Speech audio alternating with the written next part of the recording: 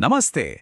आज हम बात करने वाले हैं हमारे शरीर के एक ऐसे हीरो की जो कभी थकता नहीं, हमारे फेफड़े। चलिए देखते हैं कि वक्त के साथ उनका ये सफर कैसा होता है और वो कैसे बदलते हैं। कभी सोचा है हमारे फेफड़े कितना ज्यादा काम करते हैं? दिन में 20,000 से भी ज्यादा बार सांस लेना और छोड़ना, ये तो सच में कमाल है।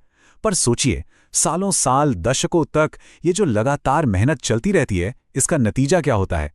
चलिए आज इसी बारे में थोड़ा गहराई से जानते हैं। तो सबसे पहले बात करते हैं फेफड़ों के ढांचे की, मतलब उनके फिजिकल स्ट्रक्चर की। इसे ऐसे समझ सकते हैं जैसे कोई बिल्डिंग होती है ना, जो वक्त के साथ थोड़ी बदल जाती है। ठीक वैसा ही कुछ हमारे फेफड़ों के साथ भी होता है। अब इस पूरी कहानी में एक बहुत जरूरी चीज है, इलास्टिसिटी। ये क्या है? ये फेफड़ों की टिश्यू की वो स्नैपबैक वाली क्वालिटी है। मतलब जैसे एक रबर बैंड को खींचकर छोड़ो तो वो वापस अपनी जगह पर आता है ना? बस यही खूबी हवा को बाहर धकेलने में मदद करती है। अब देखिए, एक नया रबर बैंड पूरी ताकत से वापस अपनी जगह पर आता है। वही एक पुराना इस्तेमाल किया हुआ रबर बैंड थोड़ा ढीला पड़ जाता है ना? हमारे फेफड़ों का भी बिल्कुल यही हाल है। यंग लंग्स में इलास्टिसिटी ज्यादा होती है, तो हवा एकदम एफिशिएंटली बाहर निकल जाती है। लेकिन उम्र के साथ ये इलास्टिसिटी कम हो जाती है, और इसका असर ये होता है कि पुरानी हवा फेफड़ों में ही फंसी रह सकती है। सांस छोड़ना थोड़ा मेहनत का काम बन जाता है। पर कहानी यहीं खत्म नहीं होती।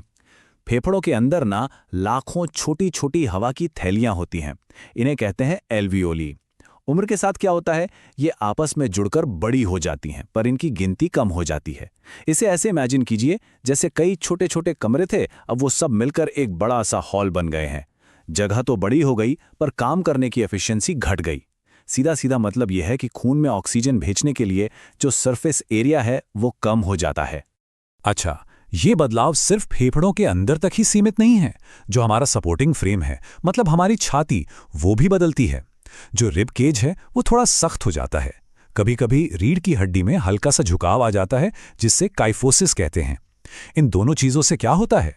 फेफड़ों को फैलने के लिए जगह कम मिलती है। नतीजा, हर सांस के साथ छाती पहले जितनी नहीं फैल पाती। तो ठीक है, ये तो हो गई ढांचे यानी आर्किटेक्चर की बात। अब जरा अंदर झांकते हैं और देखते हैं कि फेफड़ों की जो मशीनरी है, जो उनके फंक्शनल सिस्टम्स हैं, वो उम्र के साथ कैसे धीरे पड़ जाते हैं। हमारी सांस की नली में पता है एक कमाल की क्लीनिंग क्रू होती है। यह है सीलिया, बहुत ही छोटे छोटे बालों जैसे। इनका बस एक ही काम है, लगातार बलगम, धूल और दूसरी गंदगी को झाड़ू लगाकर बाहर करना। पर होता क्या है कि उम्र के साथ इनकी ये झाड़ू लगाने की स्पीड थोड़ी धीमी हो जाती है। और जब सफाई धीमी होगी तो क्या होगा? गंदगी यानी सिक्रीशंस जमा होने लगते हैं, और इससे इन्फेक्शन का रिस्क बढ़ जाता है। और सिर्फ क्लीनिंग ही नहीं, हमारे डिफेंसेस, हमारा सुरक्षा तंत्र भी थोड़ा कमजोर पड़ जाता है। जो सांस लेने वाली मेन मसल्स हैं, जैसे डायफ्राम और इंटरकॉस्टल मसल्स, वो वक्त के साथ थोड़ी वीक हो जाती हैं। इससे क्या होता है, सांस उतनी जोरदार नहीं रहती और खांसी भी कम असरदार हो जाती है। बात यहीं तक नहीं रुकती। जो हमारा कफ रिफ्लेक्स है, मतलब खांसी आने की जो दौड़गरी प्रक्रिया है, वो भी कम सेंसिटिव हो जाती है। और इन सब का नतीजा, एयरवे को साफ रखना मुश्किल हो जाता है और एस्पिरेशन का खतरा बढ़ जाता है, मतलब खाने पीने की चीजों का फेफड़ों में चले जाने का डर। और ये सिर्फ मसल्स की बात नहीं है, हमारे शरीर के अंदर अपने खुद के अलार्म्स भी हैं। इन्हें कहते हैं कीमोरिसेप्टर्स। इनका काम है खून में ऑक्सीजन और कार्बन डाइऑक्साइड के लेवल पर नजर रखना। लेकिन उम्र बढ़ने के साथ ये अलार्म सिस्टम थोड़ा सुस्त हो जाता है, मतलब इन लेवल्स में होने वाले बदलावों पर ये पहले जितनी तेजी से रिएक्ट नहीं कर पाता।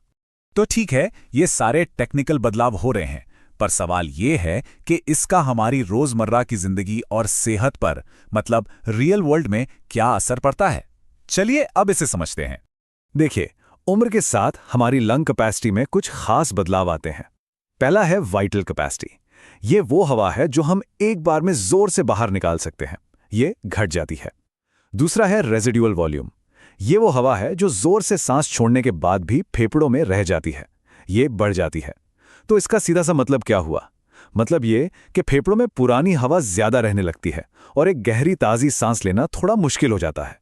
जरा इस नंबर पर ध्यान दीजिए।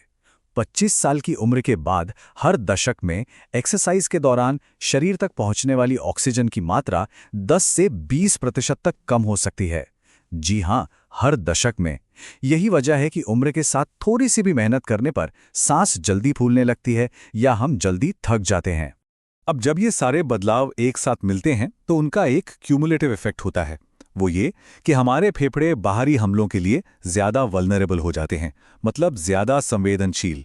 और इसी वजह से न्यूमोनिया, सीओपीडी, जिसे क्रॉनिक ऑब्स्ट्रक्टिव पल्मोनरी डिजीज कहते हैं, ट्यूबरक्लोसिस और यहाँ तक कि लंग कैंसर जैसी बीमारियों का खतरा भी बढ़ जाता है। अच्छा, ये सब सुनने के बाद शायद थोड़ा निराशाजनक लगे, पर रुकिए, इसे एक फेलियर की तरह देखने की जरूरत नहीं है। असल में ये एक धीमी अडेप्टेशन की कहानी है। ये हमारे फेफड़ों की जिंदगी भर की यात्रा का एक स्वाभाविक, एक नेचुरल हिस्सा है। जैसा कि एक्सपर्ट्स भी कहते हैं, और ये बात बहुत ज़रूरी है कि उम्र बढ़ने से रेस्पिरेटरी फंक्शन में धीरे धीरे गिरावट आती तो है, लेकिन ये बदलाव आमतौर पर बहुत ग्रेजुअल होते हैं और एक हेल्दी इंसान का शरीर अक्सर इन्हें कॉम्पनसेट कर लेता है, मतलब इनकी भरपाई कर लेता है। तो सवाल ये उठता है कि जब हम अपने शरीर के इस नेचुरल ब्लूप्रिंट को जानते हैं तो हम इस सफ़र में उसकी मदद कैसे कर सकते हैं। अच्छी बात यह है कि हम बहुत कुछ कर सकते हैं। रेगुलर एक्सरसाइज, स्मोकिंग से दूर रहना और एक हेल्दी डाइट, ये सब हमारे फेफड़ों को उम्र के साथ भी मजबूत बनाए रखने में मदद करते हैं। तो अपने शरीर की इस कुदरती यात्रा को समझकर हम इसे सपोर्ट करने के लिए एक्टिव कदम उठा सकते हैं और एक लंबी सेहतमंद जिंदगी की ओर बढ़ सकते हैं।